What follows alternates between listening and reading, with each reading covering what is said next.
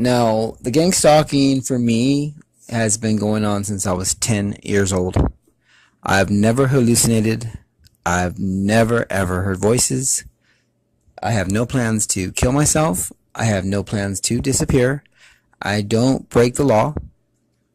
And I'm going to tell you basically really quick. This is a brief summary of what happened. October 31st, 2016, my friend's sister died of a heart attack. She was an organ donor. The nurses that she worked with left comments on her Facebook before she died. Said, enjoy your vacation that's coming up. Have a good time. And then when she died, they were laughing and they were saying like, 3, 2, 1, blast off, farewell, launch. And her brothers thought that was so creepy.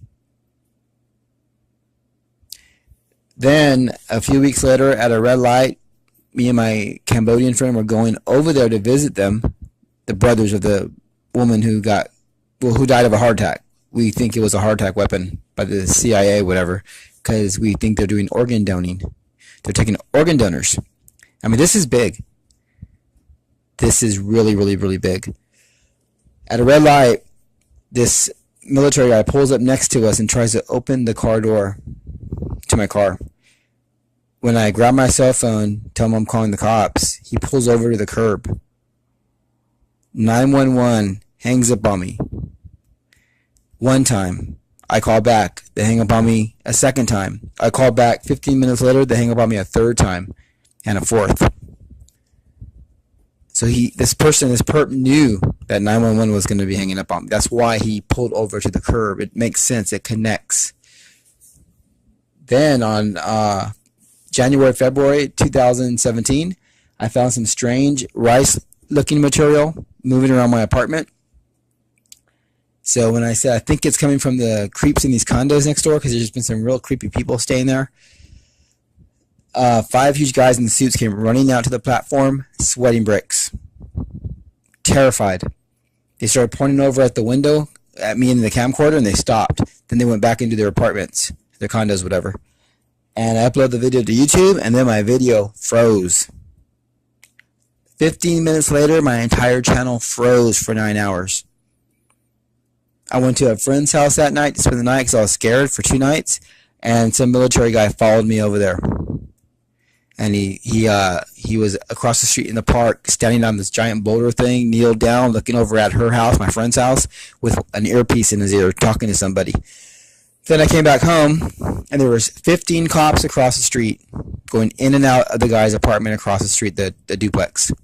The same guy in the suit that would always visit the people in the condos and the girl next door to his place. Suddenly he was gone. I think I saw him 4 months later, though, talking to the girl next door. And then I got stopped at a red light, and the guy basically told me I'm talking too much. I better shut up. A week, 2 weeks later, I show somebody at the Fashion Valley Treatment Center, my counselor. I'll just say her name's Lori for now. I won't say her last name. Lori, 2017. What they're doing to the entire world. And when I was coming home, coming up the steps, 2 huge Marine guys in the condos next door looked at me like, you know, like they just gave me a dirty look, and they were shaking their head in agreement, and they walked away. That night, somebody tried sneaking in my back window at 1 in the morning. The police came out, would not shine their flashlight behind my apartment. They took off. I called a second time. They hung up. The perp stayed behind my apartment, by the way, while I'm calling the police. I called third time. While the phone's ringing to 911, a voice hacks in and says, "You ain't gonna get away. We got you. You're going down. You're doomed tonight." My brother heard that. He was staying the night. He heard the voice hack into a 911 phone call at 3:22 a.m. on April 18, 2017. Then the police came out, and there was about 5 of them, 6 of them. The 2 guys leading the investigation refused to shine their flashlights behind my apartment. Had to beg them for 20 minutes. When they finally did, they sent the other 3 guys that were with them. I don't think those guys were in on it because there's a little crevice, a little crease where you can hide behind there between the shed and the apartment. I think they had them shine it so they could testify on behalf of the bad cops. I mean, cover up the bad cops. The police left. They said, if you call again, you're going to jail. They left. And then at 4 o'clock in the morning, me and my brother heard someone run out of our backyard, down the driveway, and off into the streets. They're trying to cover this up. Let me tell you what happened lately. Someone's been inside the car. Someone planted drugs in the car. I flushed them down the toilet. Someone shot at the car when I'm on the freeway, and they shot the car handle off the car. I had a fire engine trying to run me off the road. I had these workers in this house next door to me say he's gonna gangbang me. He goes, you know what a gangbang is, homie? We're gonna gangbang you. And the other guy said, shut up. We're gonna set him up real soon.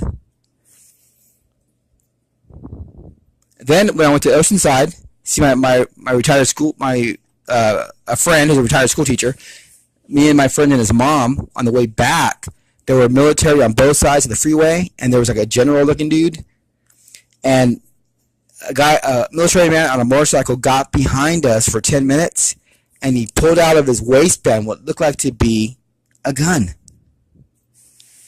This is all the new stuff that's been going on. Now, recently I've been having a whole bunch of military men trying to run me off the freeway. Cutting me off, trying to run into me. This woman comes to my door, says she saw me on YouTube. She's a victim of gang stalking too, becomes a friend. I start trusting her. I let her in my apartment. 4 days later, she turns on me for no reason at all.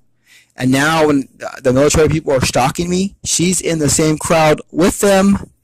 I think she's going to try and say I'm stalking her by taking pictures of me everywhere she goes. But this is what's happening to me. This is the true story.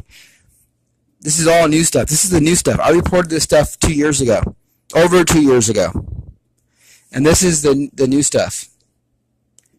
And it all comes down to something called nanotech and smart dust, which is being sprayed on everybody. And I was talking about this, and this is how this stuff started up.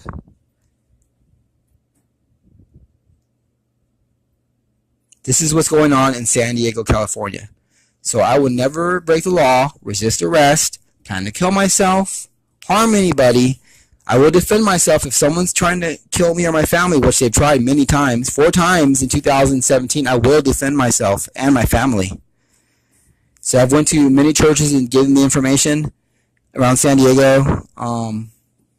But I just want to put this out there so people know what the situation is.